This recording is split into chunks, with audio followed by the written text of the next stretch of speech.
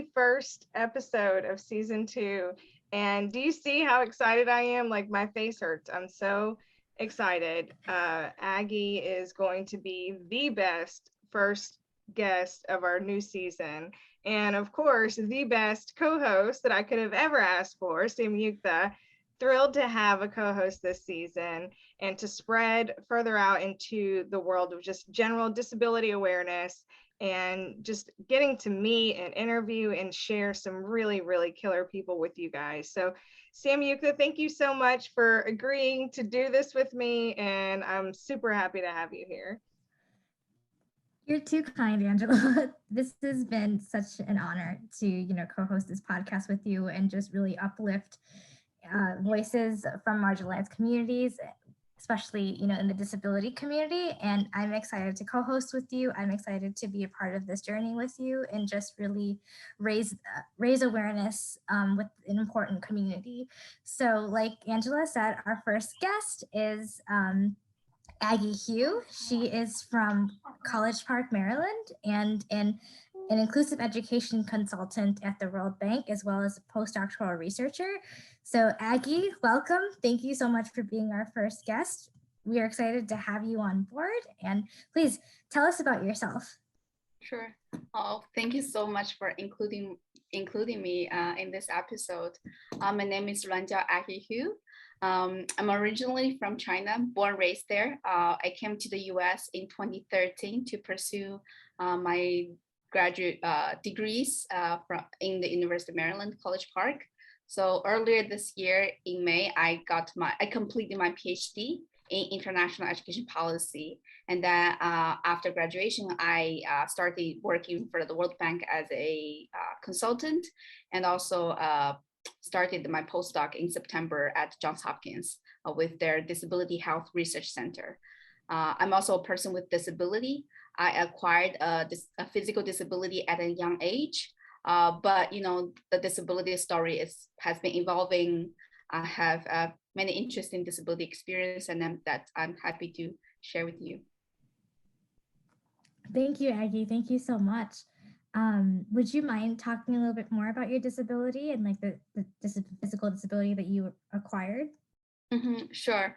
I feel like sometimes it's a complex story and I don't get to tell it often. And it's also evolving, so it can't add, right? Yes. I was born in a rural village in South China, and the village it has an interesting name. It's called Three Mountains. I think when I was very young, I was infected with meningitis. I didn't know that until 2019, actually. It wasn't confirmed until 2019 when I was, in the US, all that. But the story is that I was infected with that, and then my family did not know what was going on.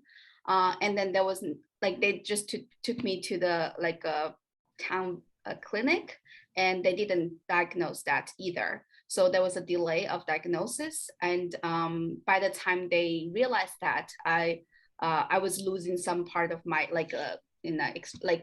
it got to my extremities. So in the end, with treatment, I lost part of my left foot, and the doctor tried to do an amputation surgery for me, but my grandfather declined and he took me home. And my grandparents basically used traditional Chinese medicine and used whichever way they learned to treat my the remaining meningitis. I don't know. So I had that, physical difference starting from a very young age. But I learned to walk on my residual limb. And also because we didn't have information on physical therapy or anything, so my body can develop unevenly. Like my right side will develop more fully. I put more weight on my right side. So over the years, the length difference of my two legs like increased. So I just continue to walk and then walk in an uneven way, like in a crippled way. So growing up, I had a visible disability. I walk unevenly, but at the age of 15, I started to wear a prosthetic leg. And then when I came to the US, because of evolving information, all that, I actually got a baloney amputation surgery in 2016 and refit for a different prosthetic leg. I feel that's a long story, but I'm happy to explain more if needed. Oops, I'm muted. That is an incredible story. Thank you for sharing. So do you recall a time when you were younger and kind of had to come to grips with the fact that you had this disability and that you were different than your peers? How did that feel when you were a kid and this happened? It was actually easier when I was a kid. I lived in the rural village until I was, I think, 9 years old. And because I walked like without crutches or anything, so I just walk unevenly, and I got nicknames from my neighbors. But when you were a kid, you don't take it offensively. You just, okay, this is part of who I am, right? I think when I moved to the city, it's intersectional. Like I was disabled, I had a visible disability, and I was from the rural village. The way I dress, like people, I think my first discriminatory experience was because I was from the rural village. I mean, partly it can be intersectional, I don't know. But also, yes, being disabled in a school that you don't see many other, like you are kind of the only kid with a visible physical disability. And in some instances, you are isolated. You're removed from certain activities. And then the adults, the teachers don't explain that to you. And then for me, when I was a young kid, I feel like, oh, okay, I was being punished for no reason. I didn't know. But you can't have to place that blame on, oh, you're different, you have a disability, right? So I feel like sometimes I as an answer, I can't forget your story, but yeah, that was my a really disability experience from a younger age.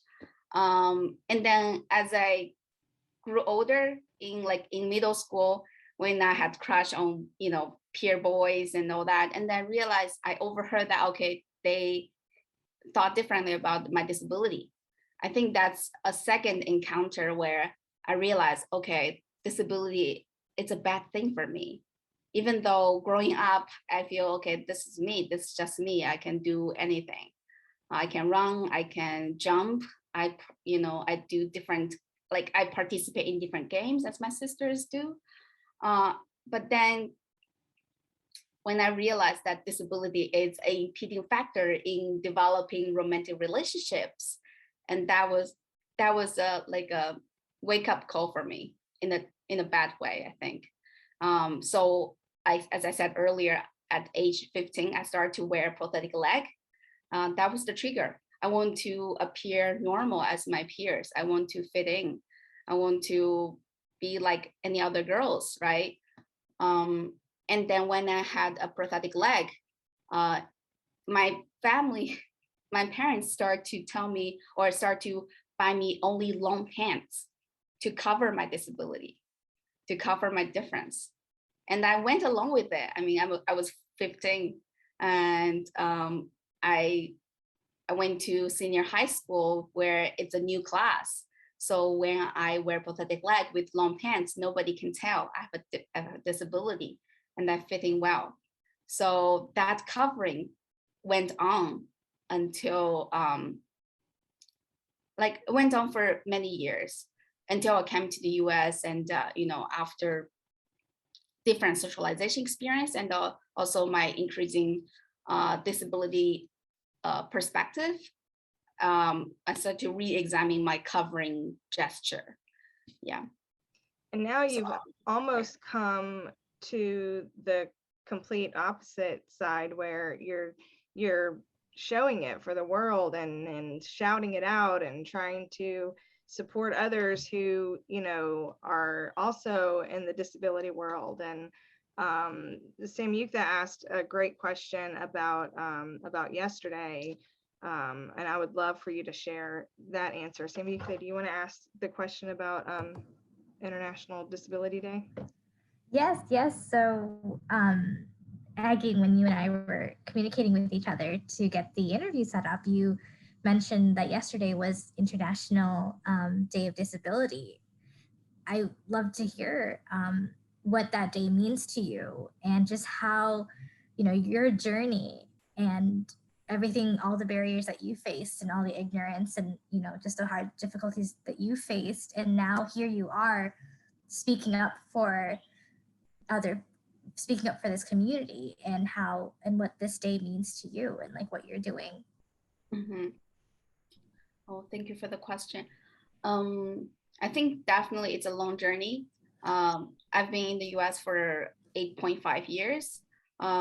It is a turning point for me, you know, access international education, have the opportunity to read more literature on disability, and just to live in a different environment and see how a person with disability is treated in a new environment, in higher education, all that, right?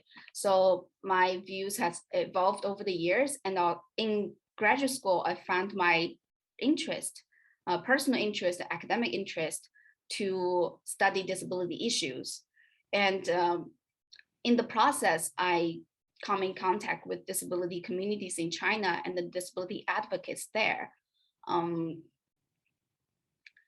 And so over the years, I kind of like become this researcher and also a self-advocate.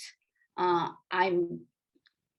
have close contact with disability community in China. And also I found like I organize community events. I get to know a lot more disabled people at a personal, professional level. The issues I saw in the community and the, you know, the obstacles people face there really anger me and motivates me as well. I know I have my own share of, you know, discriminatory encounters, all that, but I think it is not often to see any other researcher with disability who are in my position. So I was able to use my, you know, academic training, my position, my access to information to help contribute back to the disability community, right? And as you mentioned yesterday, December the 3rd, it was the International Day for Persons with Disabilities. Yesterday I organized and hosted a disability youth forum.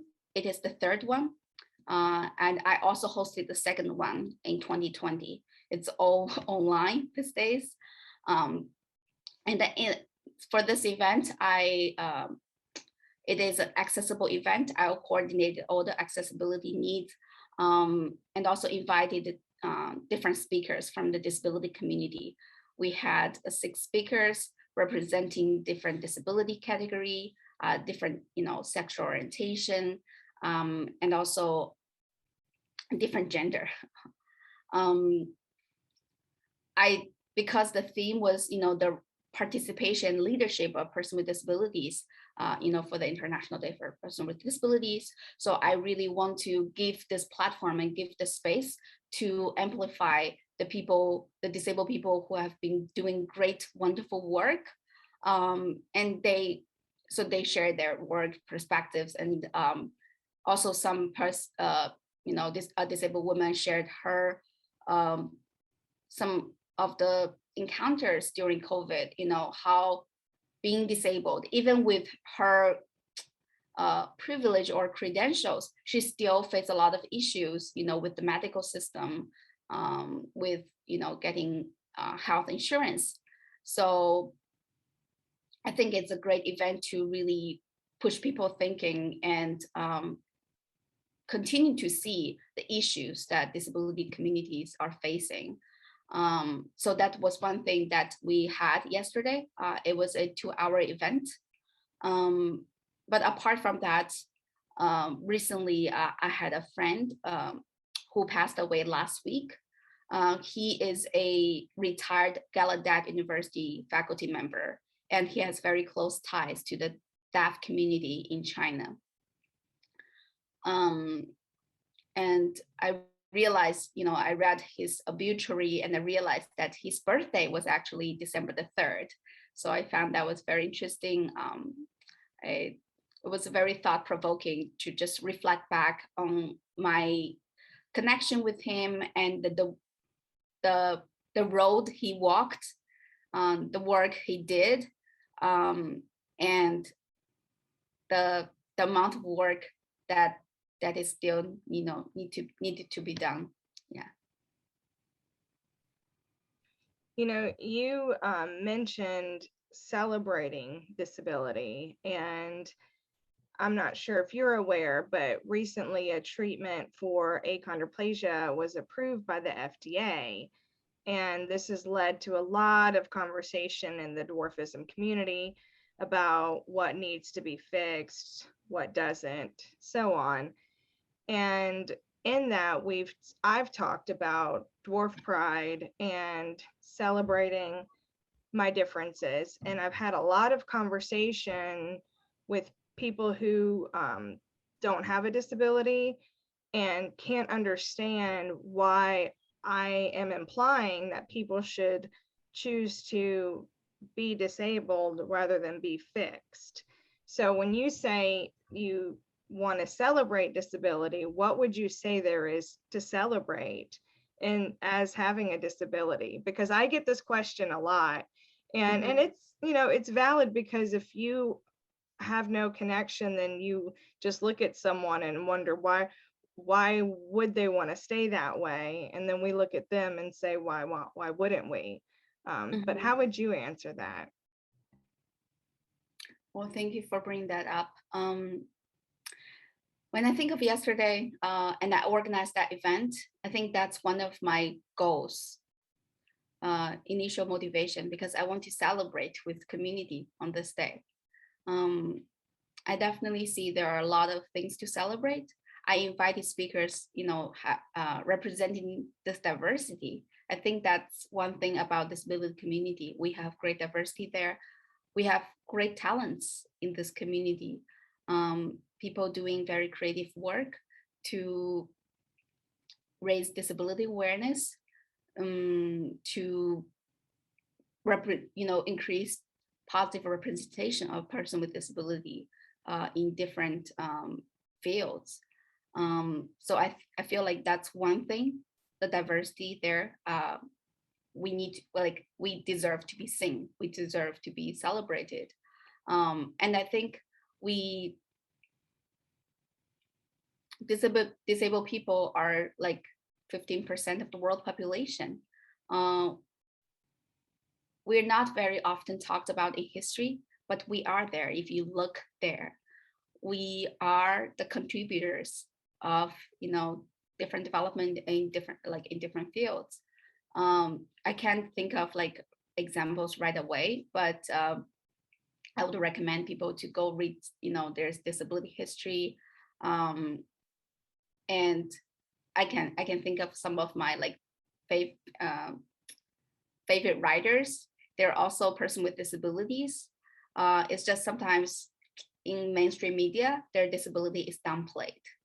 And then they also don't necessarily identify as person with disabilities, but we are there.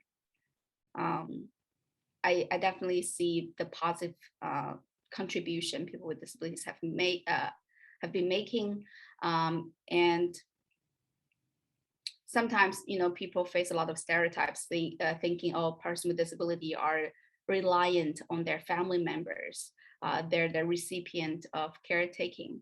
but I don't see that because I see a lot of disabled people in the community who are taking care of their like family members as well, or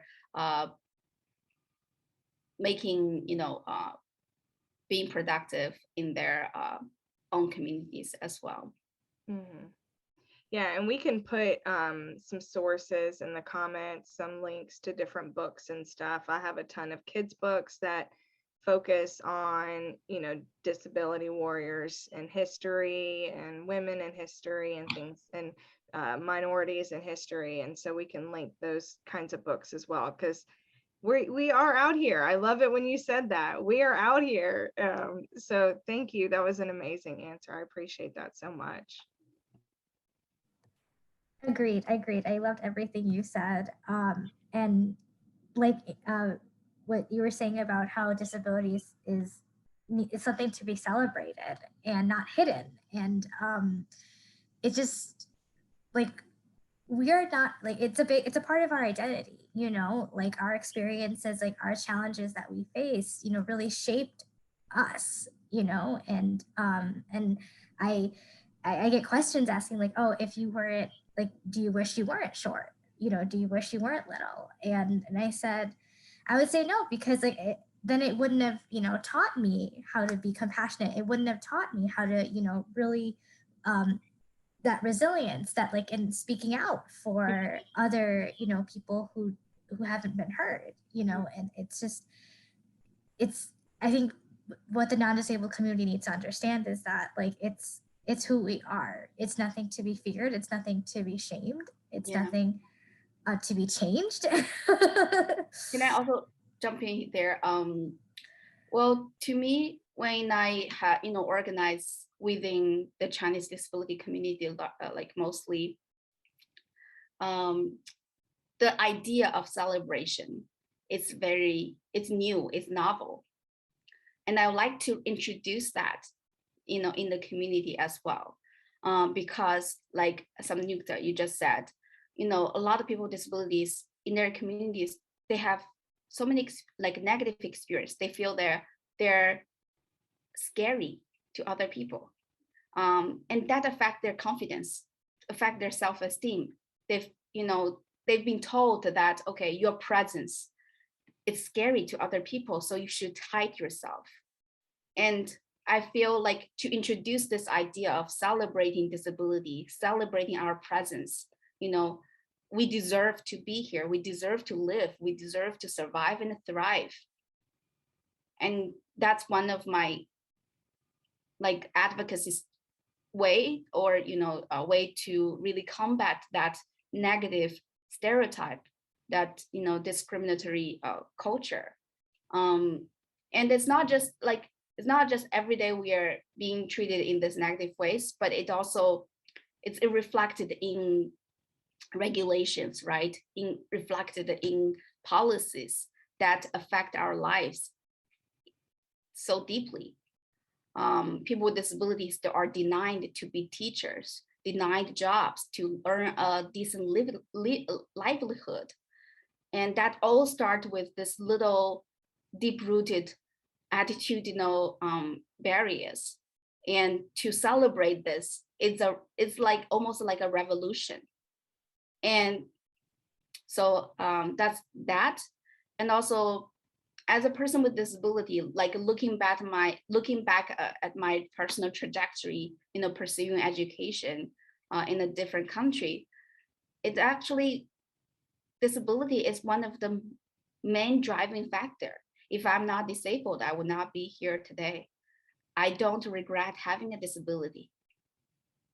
Yeah, so I agree with you as well on that. Awesome. Yeah, that is so moving, so powerful. Thank you so much. Is there anything like you would like to share with us, or anything you'd like the viewers to know, or like what the world can do better? Like you said, like with the policies, like how, laws need to be changed to make sure people with disabilities are included and have the access to society. Like what should the world do better? Mm-hmm. Well, because I'm working in this like as postdoc in World Bank space, and also in the community, I definitely see there is increasing awareness. And that you guys are doing all this podcasting, like communication to your audiences, right? So I definitely see there is this collective action. People are trying to push for this positive social change for people with disabilities. But there is also a discrepancy, right? Or the gap between, say, how disability inclusion is developed in the US and how disability inclusion is developed in China. And I see that gap, and I try to see, okay, is there any good practice here in the US that can be applied in China? Not exactly like a exact same borrowing, but definitely like provide some inspiration or alternative models how things can be done. I feel, I mean, you said what the world needs to be doing, like I see the progress, but I see like we need to continue doing that, and not just starting with awareness raising. It's the very first step, and then moving from there, how can we incorporate this disability inclusion as a perspective in everything we do, because in everything we do there will be disabled people. How, like, I'll come back to that. I feel like this is a very like convoluted question, and you need to dissect into like different stakeholders what we can do. And I think there are a lot of people who are doing things in the correct way. It's just social change takes so much time. We may not see change immediately, but we just need to continue on this path collectively. I love that. And I love how you were like, let me stop because this could go on forever.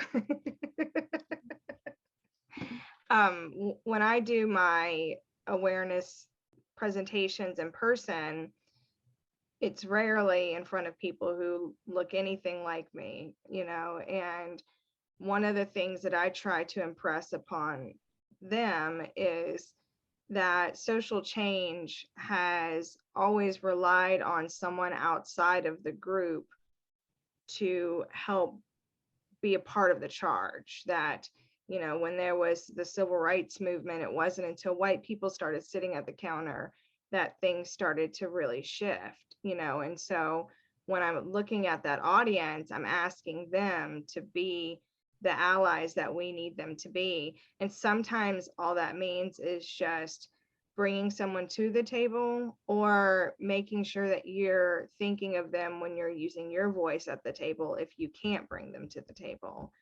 And I love the work that you're doing, Aggie, because you're making a table in so many ways. And sometimes that's the solution. And it's awesome. And I'm so grateful for you and all that you're doing and all that you will do, because this is just the beginning. It's awesome. Thank you. I feel I do what I can, but I'm a small part of a big movement. And I want to celebrate my peers who are doing awesome work as well. And I just enjoy like seeing that we are in this tide of, pushing for awareness changing, and people in different positions who have different access to decision making. They can do their part. So yeah, I don't want to enlarge myself too much, but I appreciate that. So yeah.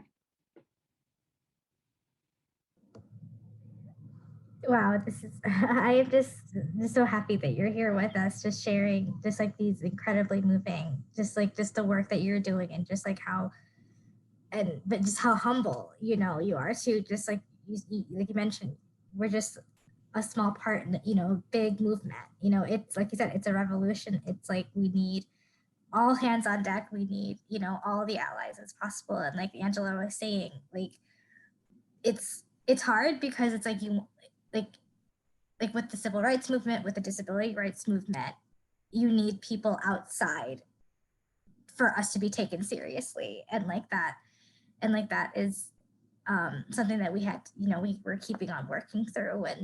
But you are building the tables. you are doing such great things. Is there anything else that you would like to share? Anything?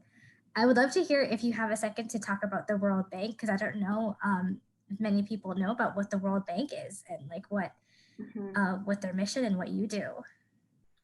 Well, I joined the bank fairly new, like starting in June, and as a part-time consultant in their inclusive education thematic group. So the World Bank is committed to like advanced disability inclusion in all of their education projects, and probably all other projects like in different sectors as well. But in my role, I see how the World Bank want to make all the education projects disability inclusive, right?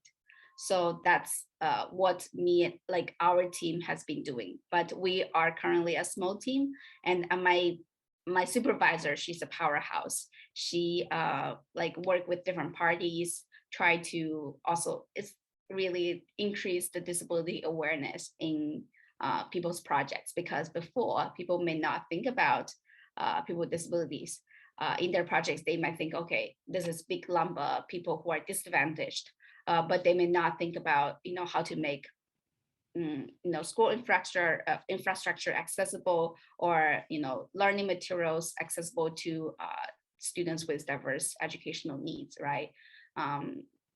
So that's my team, our team has been doing. But also I know there is also disability inclusive development team at the World Bank. The global advisor, there is a global advisor on disability inclusion. So I think their team has been working with different sectors, like say social inclusion or anti-poverty, transportation, digital accessibility in different aspects to make them disability inclusive as well. Yeah, that's my current limited knowledge in this big organization work. That's awesome. I thank you for sharing that. When you first mentioned that you were working at the World Bank, I'm like, wow, it just sounds so big. Wow. and I love how there's the focus on disability inclusion and making sure that everyone gets the access they need.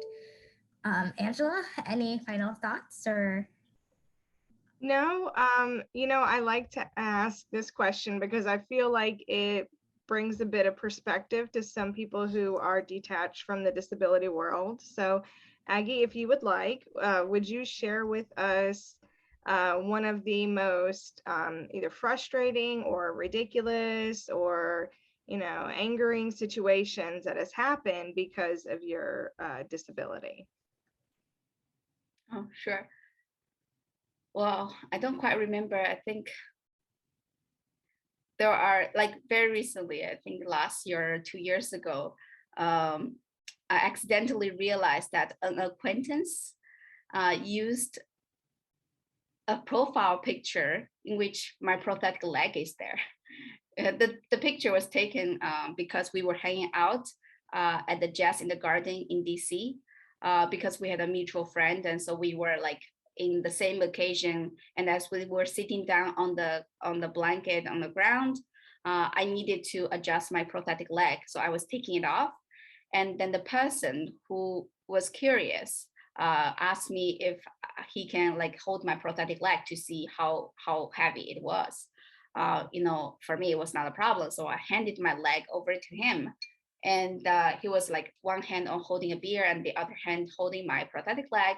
And so, it was a fun moment. So I think, a picture was taken. I can't remember, but 2 years later, after that event, I saw accidentally on Facebook in the category of people you might know, I saw that person was using this picture as his profile picture. I wasn't aware of that.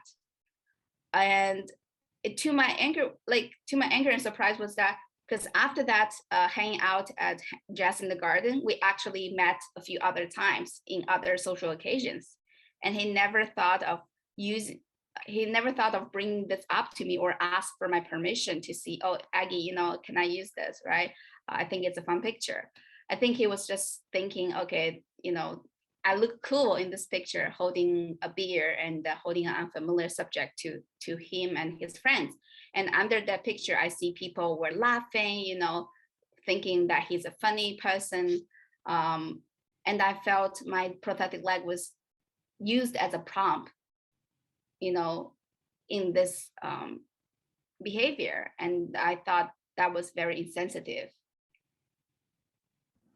to a peer who is also like, we are all at the time we were all graduate students in the same university. I thought he would have the courtesies to ask me, and it wouldn't be a problem. But to find it out that way was that had to be jarring. Like, I imagine with Samyuktha and myself, we have people take photos of us. Like, I was gonna say.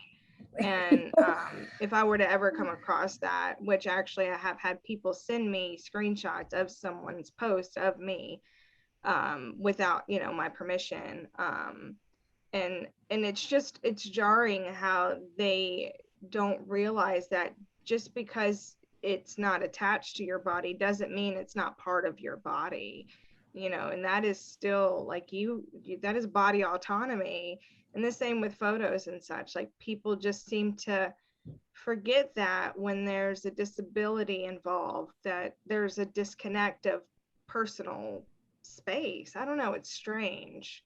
I'm so sorry that happened to you. Yeah, we're sorry that happened. And like Angela said, like it just goes down to the golden rule, treat people how you want to be treated. And like would any non-disabled person like it if someone just randomly took a picture of them and posted it without permission? It's about consent, it's about personal space, it's about boundaries, it's about just doing the right thing. And it's ridiculous.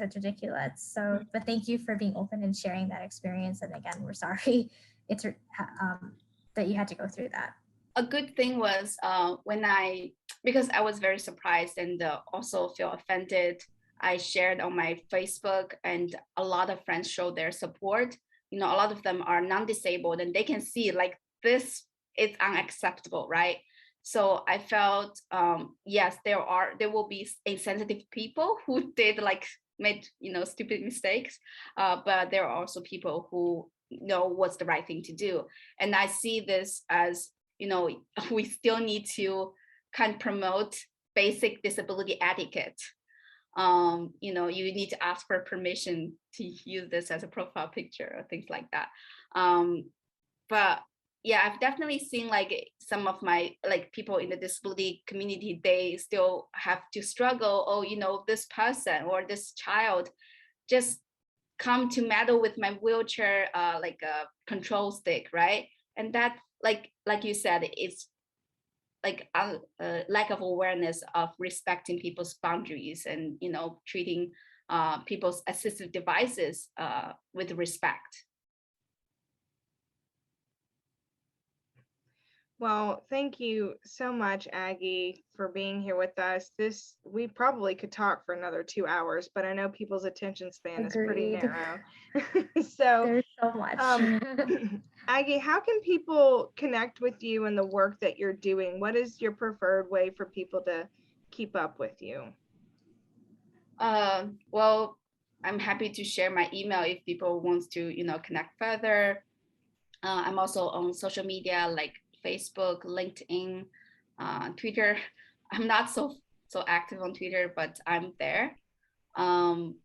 Yeah, I think I don't know if I mentioned this in our interview that I also founded a disability interest group that has almost close to 400 people from different countries who share a common interest on disability rights in China.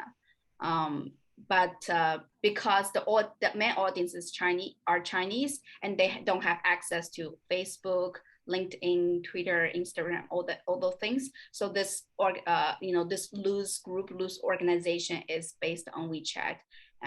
Yeah. That's awesome. That's awesome. Thank you, like so much for sharing your story. Keep up the amazing work that you're doing. Like we need people like you. Mhm. I appreciate your appreciation and thank you for including me here. Absolutely. Well, we will have all that information in the comments so that you guys can easily access that, because there was so much said in today's interview. Again, thank you, Aggie. Samyuktha, anything you'd like to close us out with? No, I think this was super great. Like we learned so much about Aggie. We learned so much about the disability community and and the work that's being done around the world. And thank you everyone for participating and hearing Aggie's story. And we look forward to our next guest. Stay tuned. Yeah. Thank All you. right, y'all. Have a great day. Bye.